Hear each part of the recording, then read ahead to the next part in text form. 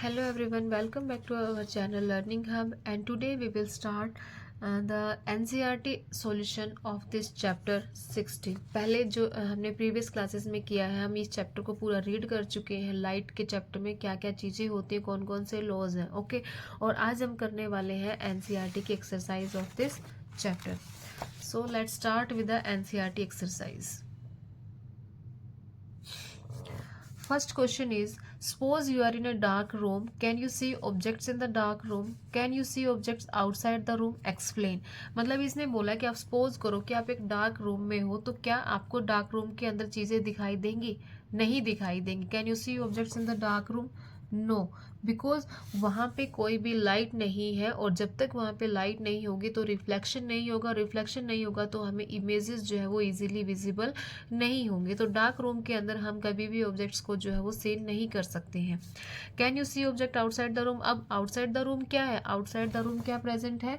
Light present है, और light present है तो लाइट के अंदर क्या होगी? हमारी रिफ्लेक्शन होगी, और रिफ्लेक्शन होगा तो हमें इमेज जो है वो इजीली विजिबल होगी। ये मैं आपको वर्बली क्वेश्चन जो है वो क्लियर कर रही हूँ, okay.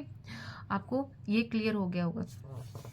Next is the differentiate between the regular and the diffused reflection. Does diffused reflection means the failure of the laws of reflection? Regular reflection, ये आंसर जो है आपका क्लियरली यहाँ पे गिवन है कि on page number 202। Irregular reflection known as the diffuse reflection, and second is the regular reflection. यहाँ से आप इस क्वेश्चन के आंसर को लिख सकते हैं। जो क्वेश्चन आंसर है वो आपके एनसीईआरटी के अंदर ही आपको इजीली अवेलेबल हो जाते हैं, तो हमें लाइन भी चेंज करने की नीड नहीं है। जो चीज़ हमें गिवन है हम वहीं से उस चीज़ को लर्न कर सकते हैं, ओके। और ये चीज़ मैं आपको समझा भी चुकी हूँ कि रेगुलर सरफेस क्या होता है और एक इरेगुलर सरफेस क्या होता है। रेगुलर सरफेस मतलब जो स्मूथ सरफेस से हमारी रेस जो है वो इंसिडेंट होती हैं। ये क्या है? हमारा स्मूथ सरफेस है, इंसिडेंट आई रिफ्लेक्टेड हुई। ये क्या होती है? हमारी पैरेलल रेज आती है। A smooth surface like that of a mirror is called the regular reflection. और जब एक रफ सरफेस से हमारी जो लाइट है वो लाइट के ऊपर इंसिडेंट होती है रफ सरफेस के ऊपर, और फिर रिफ्लेक्ट होती है, तो उनका जो पैटर्न होता है वो इरेगुलर होता है। इसलिए हमने उसको क्या बोला? डिफ्यूज्ड और irregular reflection. You can also see in figure 16.7। सो यहाँ से आप जो है वो अपना आंसर जो है वो राइट कर सकते हैं। Next is the mention against each of the following whether regular और डिफ्यूज्ड रिफ्लेक्शन। मतलब अब हमें रेगुलर का मीनिंग पता चल गया है और डिफ्यूज्ड का मीनिंग पता चल गया। रेगुलर मतलब एक स्मूथ सरफेस के ऊपर से रिफ्लेक्शन होना, और डिफ्यूज्ड एक इरेगुलर सरफेस से रिफ्लेक्शन होना। अब हमें बताना कि कौन सा सरफेस जो है वो कैसा रिफ्लेक्शन शो करेगा। पॉलिश्ड वुडन टेबल, अब इसने ऑलरेडी मेंशन कर दिया है। पॉलिश्ड मतलब एक वुडन की टेबल है, लकड़ी की टेबल, और वो पूरी पॉलिश की हुई है, ओके। तो वहां से जो रिफ्लेक्शन है वो कैसा रिफ्लेक्शन होगा? हमारा रेगुलर रिफ्लेक्शन होगा। कैसा रिफ्लेक्शन होगा? रेगुलर रिफ्लेक्शन होगा, क्योंकि वो बहुत स्मूथ होती है और जो रेज है वो पैरेलल जाएंगी। Second is the chalk powder. अब भाई चॉक पाउडर है, चॉक पाउडर के अंदर एक टीरी पार्टिकल्स प्रेजेंट होते हैं, स्मॉल स्मॉल पार्टिकल्स प्रेजेंट होते हैं। वो स्मूथ सरफेस नहीं होता है, एक रफ सरफेस बन जाता है जब उसका पाउडर कहीं कहीं गिरा हुआ होता है। तो वहां से जो रिफ्लेक्शन होगा वो कैसा होगा? हमारा डिफ्यूज्ड रिफ्लेक्शन होगा। Third is the cardboard surface. अब कार्डबोर्ड का सरफेस भी स्मूथ नहीं होता है, थोड़ा ऊपर नीचे होता है, ओके। तो उसका भी जो रिफ्लेक्शन होगा वो कैसा रिफ्लेक्शन होगा? हमारा डिफ्यूज्ड रिफ्लेक्शन होगा। D marble floor. अब इसने मेंशन किया है मार्बल फ्लोर। मार्बल फ्लोर जो है वो बहुत ही फाइन होता है, बहुत स्मूथ होता है, with water spread over it. और जब वाटर मार्बल फ्लोर के ऊपर जब वाटर स्प्रेड हो जाता है तो बहुत ही ज्यादा क्या बन जाता है? स्लिपरी बन जाता है। तो उस टाइम पे जो उसका रिफ्लेक्शन होगा वो कैसा होगा? रेगुलर रिफ्लेक्शन होगा। कैसा होगा? हमारा रेगुलर रिफ्लेक्शन होगा। E is the mirror. Mirror का तो हम ये चैप्टर में रीड कर ही चुके हैं कि मिरर से जो भी रिफ्लेक्शन आएगा वो कैसा रिफ्लेक्शन होगा? हमारा रेगुलर रिफ्लेक्शन होगा। जो रेज होंगी वो पैरेलल इंसिडेंट होंगी, और पैरेलल ही क्या होंगी? रिफ्लेक्ट होंगी। Piece of paper. अब पीस ऑफ पेपर से जो है वो कैसा रिफ्लेक्शन होगा? हमारा डिफ्यूज्ड रिफ्लेक्शन होगा, क्योंकि जो पीस ऑफ पेपर है वो प्लेन नहीं होता, वो कहीं से भी फोल्ड भी हो सकता है। तो जो रिफ्लेक्शन होगा यहाँ से वो कैसा होगा? हमारा डिफ्यूज्ड रिफ्लेक्शन होगा। ये चीज़ आप नोट डाउन कर सकते हैं कि कौन सा रेगुलर है और कौन सा डिफ्यूज्ड रिफ्लेक्शन है, right. Next is the state the laws of reflection. अब इस चैप्टर में हमें 2 लॉज जो है वो गिवन है। First law is the law of incidence, sorry, angle of incidence always equal to the angle of reflection. First law क्या है हमारा, angle of incidence is always equal to the angle of reflection. Okay, और second law कौन सा है, the incident ray, the normal ray and the incident ray, the normal ray and the reflected ray all lie in a same plane. मतलब जितनी भी रे है, ये इंसिडेंट है, नॉर्मल है या फिर रिफ्लेक्टेड है, तीनों की तीनों एक सेम प्लेन के अंदर लाई करेंगी। और ये भी आपके यहाँ पे एनसीईआरटी में गिवन है, आप एज इट इज़ यहाँ से अपना आंसर जो है वो मार्क कर सकते हैं। हमारा क्वेश्चन कौन सा था, ये आंसर 4। तो यहाँ से एक ये आंसर 4 बन गया। Angle of incidence is always equal to the angle of reflection. Second जो है वो नेक्स्ट पेज पर ही गिवन है 201 पे, the incident ray, the normal at the point of incidence and the reflected ray all lie in the same plane. तो यहाँ से भी हमारा आंसर 4 जो है वो बनता है, राइट। मतलब आंसर हमारे बाहर से नहीं है, जो भी आंसर है वो हमारी बुक के अंदर ही प्रेजेंट है। बस हमें करना क्या है, ध्यान से चैप्टर को रीड करना है एक एक लाइन, सो दैट जितने भी क्वेश्चंस जो है वो हम यहीं से बुक से जो है वो क्लियर कर सके। Now fifth is describe an activity to show that the incident ray. अब हमने लो तो पढ़ा था कि जो इंसिडेंट रे, रिफ्लेक्टेड रे और नॉर्मल है वो एक सेम प्लेन के अंदर लाई करते हैं। अब कौन सी एक्टिविटी है जिससे हम ये शो कर सकते हैं, वो एक्टिविटी भी आपकी यहाँ पे गिवन है। एक्टिविटी 16.2, ये है हमारा आंसर 5। इस एक्टिविटी में शो किया गया है कि incident ray, reflected ray and the normal at the point of incidence lie in the same plane. Okay, now move to the fill in the blanks. A person 1 meter in front of a plane mirror seems to be dash meter away from his image। इसका answer कितना होगा, 2 metre. अब हमें ये पता है कि plane mirror के अंदर ये हमारा एक प्लेन मिरर है। ओके, अब प्लेन मिरर के पीछे जो ऑब्जेक्ट है, मतलब जितना डिस्टेंस ये होगा उतना ही डिस्टेंस ये होगा। ये हमने जो है वो रीड कर चुके हैं कि इमेज और प्लेन मिरर, ऑब्जेक्ट और प्लेन मिरर के बीच में जो डिस्टेंस होगा वही डिस्टेंस किसके बीच में होगा, ऑब्जेक्ट और, ये हमारा ऑब्जेक्ट है, ये हमारा मिरर है, और मिरर के पीछे क्या बन रही है, हमारी इमेज बन रही है। स्क्रीन के ऊपर नहीं बनती, स्क्रीन के पीछे बनती है। ओके, तो ये जो डिस्टेंस होगा वो सेम डिस्टेंस होगा इसके, ये वाला जो डिस्टेंस है, मतलब ऑब्जेक्ट के बीच में और मिरर के बीच का जो डिस्टेंस है और मिरर के बीच का जो इमेज के बीच का जो डिस्टेंस है वो क्या होगा, इक्वल होगा। ओके, बट इसने पूछा क्या है, a person 1 metre in front of a mirror. ये डिस्टेंस कितना है, 1 मीटर का है, तो ये वाला डिस्टेंस भी कितना होगा, 1 मीटर का होगा। जितना इधर है उतना ही उधर होगा। तो इन दोनों के बीच का डिफरेंस पूछा है कि ऑब्जेक्ट और इमेज के बीच का डिफरेंस कितना होगा, हमारा 2 मीटर होगा। कितना होगा हमारा, 2 मीटर होगा। क्लियर हुआ ये वाला fill in the blanks. Second, if you touch your dash ear with right hand in front of a plane mirror, it will seem in the mirror that your right ear is touched with the. जब भी हम mirror में देखते हैं तो right जो है वो हमें लेफ्ट दिखाई देता है, और जो लेफ्ट है वो हमें क्या दिखाई देता है, राइट दिखाई देता है। तो जब हम अपने लेफ्ट ईयर को टच करेंगे तो हमें प्लेन मिरर में क्या दिखाई देगा कि हमने राइट हैंड के साथ टच किया है। It will be seen in the mirror that your right ear is touched with the left hand. Okay, ये हमें उल्टा दिखाई देता है। The size of the pupil becomes dash when you see in the dim light। ये भी clear, हम ये भी चीज़ें हमने इसके अंदर रीड किया है कि जब डिम लाइट होती है तो हमारा जो प्यूपिल होता है वो, उसका जो साइज हो जाता है, उसका जो साइज है वो क्या हो जाता है, लार्ज हो जाता है, मतलब डायलेट हो जाता है, सो दैट कि जितनी भी लाइट है वो ऑब्जर्व कर सके और ऑब्जेक्ट को अच्छे से देख सके। और जब ब्राइट लाइट होती है तब इसका साइज क्या हो जाता है, कंस्ट्रिक्ट हो जाता है, ताकि कम से कम लाइट जो है वो अंदर एंटर करे। Night birds have dash cones than rods in their eyes. अब भाई नाइट बर्ड्स है, मतलब रात वाले बर्ड्स है। अब रात में तो हमें कलर की रिक्वायरमेंट नहीं होती, और कौन स्पेसिफिकली किसके लिए होता है, कलर के लिए होता है।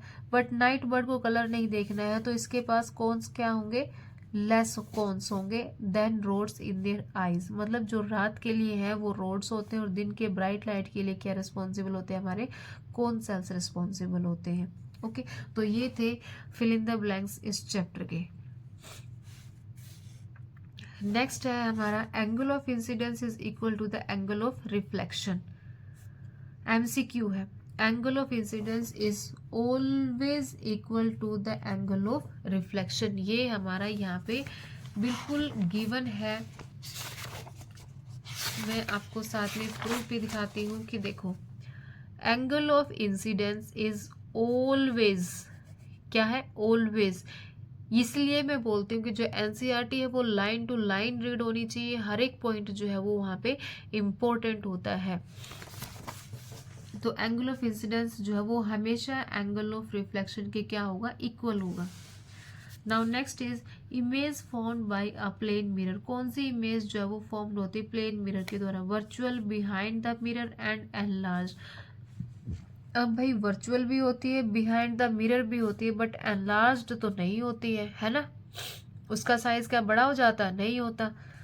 Virtual, behind the mirror and of the same size as the object. Yes, virtual भी होती है, बिहाइंड द मिरर भी होती है, और जिस साइज का ऑब्जेक्ट है उसी साइज की जो है वो हमारी इमेज भी बनेगी।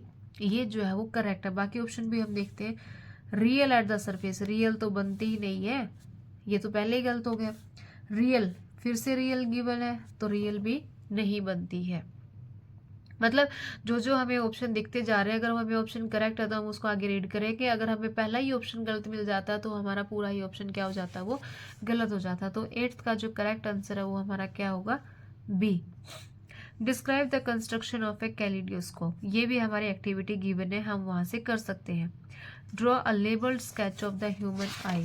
ह्यूमन आई का भी स्केच जो है वो यहाँ पे गिवन है। Here is the sketch of labelled I, right? Now Gurmeet wanted to perform activity 16.8 using a laser torch. अब इसकी जो एक्टिविटी है 16.8, दिस वन, जिसमें हमने टॉर्च को लेकर अपने फ्रेंड की आंख में हमने टॉर्च से देखना है और ये देखना है कि कब उसके जो प्यूपिल का साइज डिक्रीज हो जाता है और कब उसका साइज जो है वो इंक्रीज हो जाता है। बट ये क्या कह रहा है कि गुरमीत एक नॉर्मल टॉर्च यूज ना करके कौन सी टॉर्च यूज कर रहा है, एक लेजर टॉर्च यूज कर रहा है। क्या यूज कर रहा है, लेजर टॉर्च यूज कर रहा है। हर teacher advised her not to do so, but उसके टीचर ने उसको मना किया कि वो ऐसा नहीं कर सकता। Can you explain the basis of the teachers advice. Yes, क्योंकि लेजर टॉर्च की जो इंटेंसिटी होती है, लेजर टॉर्च की जो इंटेंसिटी होती है वो क्या होती है, हाई। ओके, हाई क्या होती है, इसकी हाई होती है। और हाई पावर होने की वजह से किसके ऊपर इफेक्ट करेगा, हमारा रेटिना के ऊपर इफेक्ट करेगा। और क्या कोज कर देगा, ब्लाइंडनेस कोज करेगा। क्या कोज कर देगा, ब्लाइंडनेस कोज करेगा। सो दैट हमें कभी भी लेजर टॉर्च जो है वो डायरेक्टली यूज नहीं करनी चाहिए हमारी आईज के लिए। Explain how can you take care of your eyes. ये भी हमारे एनसीईआरटी के अंदर गिवन है कि हमें कैसे हमारी आईज का जो है वो टेक केयर करना चाहिए प्रॉपर। अगर हमें एडवाइजेबल है स्पेक्टिकल्स यूज़ करना तो हमें यूज़ करना चाहिए। विटामिन ए की जो फूड है वो हमें इनटेक करना चाहिए। ओके, और हमारी आईज को हमें बार बार रब नहीं करना चाहिए। ये सारी चीज़ें जो है हम करके हमारी आईज की जो है वो टेक केयर कर सकते हैं। What is the angle of incidence of a ray if the reflected ray is at an angle 90 degree to the incident ray? Okay.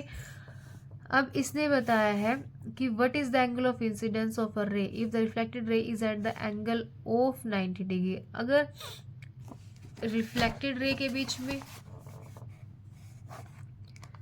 ये इंसिडेंट रे है, ये हमारा क्या होगा, रिफ्लेक्टेड रे होगा, और बीच में हमारा क्या होता है, नॉर्मल होता है। अगर ये 90 डिग्री गिवन है तो दोनों क्या हो जाएंगे, 45 डिग्री 45 डिग्री, हाफ हाफ हो जाएंगे। Okay, how many images of a candle will be formed if it is placed between the two parallel plane mirror. भाई दो पैरेलल प्लेन मिरर हैं और सेपरेट किए गए हैं 40 सेंटीमीटर से, तो कितनी इमेजेस बनेगी, कितनी इमेजेस बनेंगी, मल्टीपल और इन्फिनाइट इमेजेस बनेंगी, मल्टीपल और इन्फिनाइट इमेजेस बनेंगी, क्योंकि इसके अंदर मल्टीपल रिफ्लेक्शन होता है। क्या होता है? मल्टीपल रिफ्लेक्शन होता है, due to the multiple reflection. क्योंकि जब प्लेन मिरर है, एक प्लेन मिरर ये है, दूसरा प्लेन मिरर ये है, तो यहाँ इंसिडेंट हुआ, ये रिफ्लेक्ट हो गया, जब यहाँ पे रिफ्लेक्ट हुआ तो इसका इंसिडेंट हो गया, तो ये यहाँ से रिफ्लेक्ट हो गया, तो इसलिए जो इमेज बनेगी वो मल्टीपल इमेज बनेगी। कैसी बनेगी? मल्टीपल इमेज बनेगी, right. Now our next question is two mirrors meet at right angles. दो मिरर हैं, दोनों क्या है? राइट एंगल पर मीट करते हैं। एक मिरर ये वाला है आपका, सेकंड मिरर क्या है? ये वाला है, right. A ray of light is incident on one at an angle of 30। अब ये है एक रे ऑफ लाइट जो एक मिरर के ऊपर इंसिडेंट हो रही है, राइट। ड्रॉ द रिफ्लेक्टेड रे फ्रॉम द सेकेंड मिरर। अब इसने बोला कि एक मिरर पे तो इसने इंसिडेंट रे बना दी है, अब हमें जो सेकेंड मिरर है उसके ऊपर उसकी रिफ्लेक्टेड रे बनानी है और उसका एंगल बनाना है। ओके, सो इसको मैं यहाँ पे कॉपी में आपको ड्रॉ करके दिखाती हूँ। एक मिरर ये वाला गिवन है, right, and second mirror is this. ये सेकेंड मिरर है, ये वन मिरर है। अब एक फर्स्ट मिरर के ऊपर इसने इंसिडेंट जो है वो ड्रॉ की है। ये वाली क्या है? हमारी इंसिडेंट है। अब इंसिडेंट का जो नॉर्मल बनेगा, ये क्या होगी? हमारी नॉर्मल रे होगी। इन दोनों के बीच में यहाँ पे जो एंगल है वो आपका गिवन है, angle is 30 degree, that is already given, you can see here, right. अब ये जो इंसिडेंट है, ये इस मिरर की जो इंसिडेंट है, इसका रिफ्लेक्शन भी बनेगा। उसका रिफ्लेक्शन कहाँ जाएगा? आपके सेकेंड मिरर के ऊपर, राइट। ये एंगल और ये एंगल क्या होंगे? दोनों सेम होंगे, because angle of incidence is always equal to the angle of reflection. तो ये भी 30 डिग्री है, ये भी 30 डिग्री है। ये हमारी इंसिडेंट थी, ये इंसिडेंट एंगल है, ये क्या है? हमारा रिफ्लेक्टेड एंगल है। बट हमें एंगल, अभी हमारा एंगल जो है वो निकला नहीं है, क्योंकि हमने ये फर्स्ट मिरर की रिफ्लेक्टेड रे है, बट हमने क्या ड्रॉ करनी है? सेकंड मिरर की रिफ्लेक्टेड रे। अब ये जो रिफ्लेक्टेड रे सेकंड मिरर की है, बट ये सेकंड मिरर के लिए क्या बन जाएगी? Incident ray. ओके, अब इसका जो अगर हम रिफ्लेक्शन ड्रॉ करेंगे, ये वाला हमारा क्या होगा? नॉर्मल होगा। नॉर्मल क्या होता है? हमेशा 90 डिग्री पे होता है। इसका जो रिफ्लेक्शन होगा वो ऐसे जाएगा, राइट। अब हमें एंगल क्या निकालना है? This one. ये एंगल जो है वो हमें निकालना है। तो हम स्टार्टिंग से स्टार्ट करते हैं कि हम इसका कैसे जो है वो एंगल निकाल सकते हैं।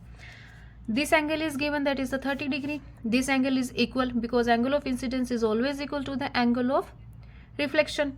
तो ये भी 30 डिग्री होगा, बट हमें ये पता है कि ये जो एंगल नॉर्मल होती है, ये जो नॉर्मल रे बनी है, ये हमेशा किस पे बनी हुई होती है? 90 डिग्री पे। किस पे बनी हुई होती है? हमारी 90 डिग्री पे बनी हुई होती है। अब ये 90 डिग्री है, बट 90 डिग्री में से ये हाफ एंगल कितना है? 30 डिग्री है। तो ये बाकी का बचा हुआ एंगल कितना हो जाएगा हमारा? 90 माइनस 30 इक्वल टू 60। तो ये वाला जो निकलेगा, ये वाला पोर्शन, ये वाला कितना आएगा हमारा? 60 डिग्री, राइट।